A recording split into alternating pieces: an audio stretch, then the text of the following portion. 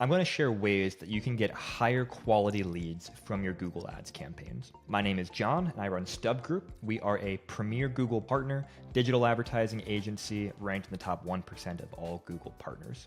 We've been managing Google Ads for over a decade, and the most common consistent complaint that lead generation advertisers have is the quality of my leads is not good enough.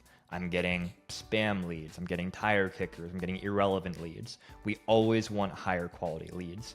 And there are a lot of things that you can do in your Google advertising to cut down on spam and irrelevant leads and get more higher quality leads. I'm gonna walk through some of those strategies ranging from basic to pretty advanced.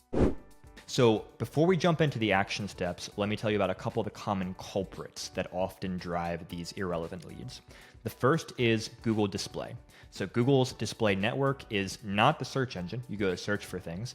It is the millions of websites and apps that Google has a relationship with where they show image ads and video ads and app ads in these locations. There are times where this traffic can convert profitably, but often when we see issues with lead quality, it has to do with traffic coming from this platform because there's a lot of bot and accidental and just not high quality traffic that comes from these locations. So that's one of the first things we'll look into and consider reducing or opting out of when we're having big lead quality problems. The second common culprit for lead quality is Google's Search Partners Network. Now, this is relevant to search campaigns. It's something you can either opt in or opt out of. And Google Search Partners Network is a large number of other search engines and websites that, again, Google has relationships with and can serve your ads on when you are opted in. And again, sometimes search partners can work well. We have plenty of clients where we see good quality and good cost per conversions, cost per leads from search partners.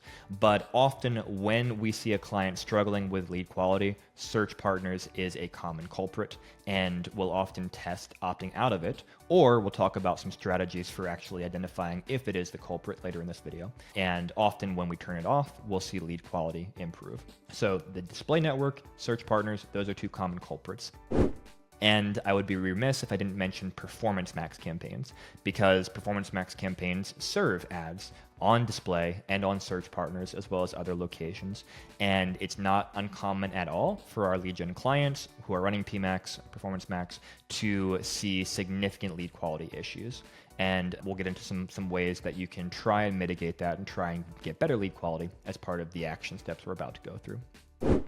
How do you get higher quality leads from Google? Let's work our way through. So first of all, kind of a basic idea, but look at your ads, look at your landing page, and look for ways to make them more clear and for them to literally, be relevant to the right leads and not relevant to the wrong leads. So often we'll see cases where ad copy isn't very clear or good, landing page isn't very clear or good, and so part of the reason why people are reaching out who are not relevant to a client is because there isn't a good experience and they don't know that they're not relevant, or maybe they don't know exactly what types of leads the business is looking for. So you can improve on that by just writing better, more clear ad copy and landing pages. And specifically, let's say you're in maybe the B2B space.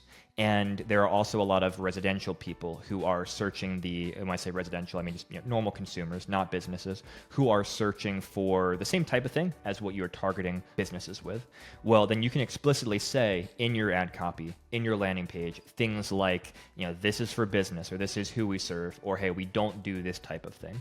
That's not going to solve all your problems, but it can definitely cut down if you, for example, only serve businesses and you say on your landing page, we only serve businesses, or hey, we don't do this type of service. That can reduce the number of those people reaching out that you cannot serve. So idea number one, again, make sure that your ad copy and landing pages are as clear as possible. Idea number two, more on the technical side of things. This has to do with forms and just add CAPTCHAs to forms. CAPTCHAs are just those things, sometimes annoying, but the things that you have to click or answer a question to confirm you're not a robot before filling out a form. And that, again, is not perfect, doesn't prevent all spam, but it can cut down on a lot of actual spam robot-generated forms if you add it to the forms on your website. So not a hard thing to do, and it can cut down on a lot of robot spam. The next idea is to add more friction to your conversion process. What I mean by that is to actually make it harder for people to reach out through your website. Now, typically, this is a terrible idea. You want it to be as easy as possible for people to reach out because you want as many as possible to do so. But if you're looking for very specific types of leads and very high quality leads, and there are criteria that you need people to meet in order to be relevant to you, then you should consider and test putting, for example, more fields into your form to qualify people. And if they have to go through a bunch of fields, a bunch of things, and you're asking a bunch of questions, you're able to kind of get them to a point where you can say, okay, yes, they have self-qualified, they are relevant, here, go ahead and reach out. Or, hey, you know what? We're not the right fit based upon your answers. Sorry, maybe here's another place you can go.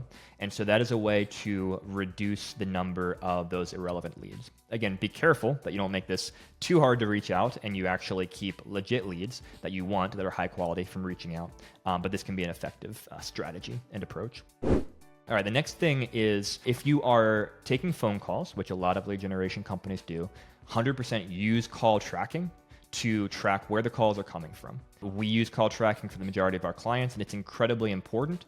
It allows you to track where the calls are coming from and record those calls. We have a team that actually listens to and rates those calls so we can identify which ones are relevant, which ones aren't, and where those relevant or irrelevant calls are coming from.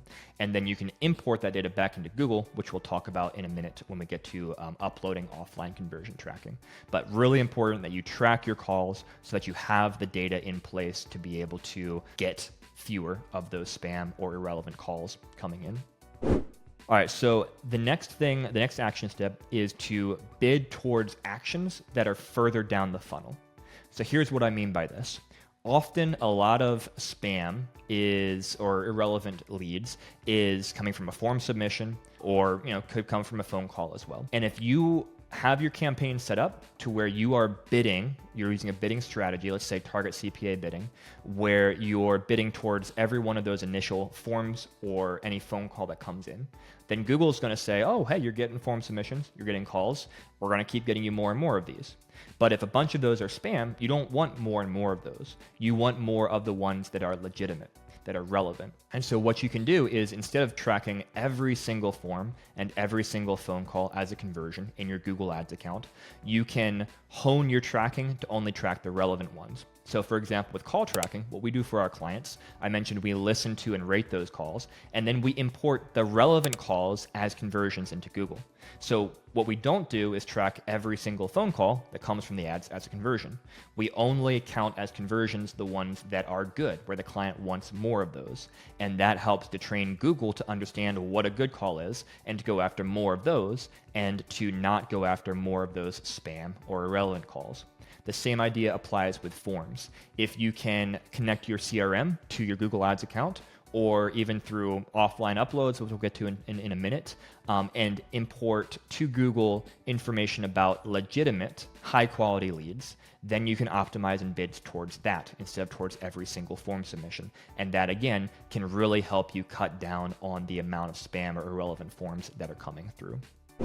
So offline conversion tracking, let's talk about that. If you're not familiar with it, it's basically where you are taking your own third-party data that's in your CRM, could even be in a spreadsheet, could be in a call tracking platform, etc., and you are importing that to Google. So you are sending that data to Google. And in order to do this, you generally need to collect what's called a Google Click ID, which is something that you'll see like in the address bar when someone clicks on a Google ad, or on the call tracking side of things, potentially the caller's phone number if they called through your ad itself, like through a call asset, for example. And so you send this information back to Google and you have control over what information you're sending. So you can, for example, send all of your good leads to Google and say, these are conversions, count those as conversions in your Google Ads account, and then bid towards those things. And we've seen that be incredibly effective and helpful for clients to make their advertising more efficient and cut down on those spam and irrelevant leads. Now, you can also kind of do the opposite. You can import bad leads into Google. Now, when you import bad leads, you obviously don't want to optimize towards those to drive more. So what you would do is you'd create a conversion action in your Google Ads account and you'd set it to what they call secondary, which means that you can see information about it, but that Google doesn't actually optimize towards it in the target CPA or target ROAS or whatever bidding strategy you are using. And so we've seen this be very effective. For example, had a client who was seeing a bunch of spam come through, and we said, okay, well, let's upload these bad spam leads to the Google Ads account and see where they're coming from. And lo and behold, when we did that, the vast majority of them were coming from the Search Partners Network. And so when we opted out of the Search Partners Network, that really helped cut down on the spam for that particular client. So that is kind of a very creative, advanced way of digging deep into the data and figuring out not just where are the good leads coming from, but also where are the bad leads coming from, and then taking action on that accordingly. So I could talk all day about how to drive higher quality leads, but hopefully the action steps I outlined here are helpful. And if you want someone to do this for you, or you want help with any of the concepts that we talked about here, please reach out through StubGroup.com. We do this all day, every day for our clients, and we'd love to help you figure out this problem, cut down on spam leads, and get higher quality leads from your Google Ads.